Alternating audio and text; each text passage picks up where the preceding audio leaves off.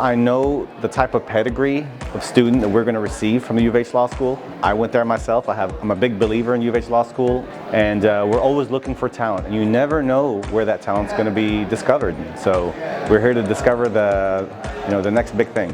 I came to the mid-size and small firm open house because I love to network, and I really like the fact that I can be introduced to these smaller firms that aren't quite on the radar for someone like me, who's new to Houston, new to law school, just trying to figure out the legal career. And so I came here as a good networking opportunity so that I can continue to grow the options that I have for summers and for beyond law school.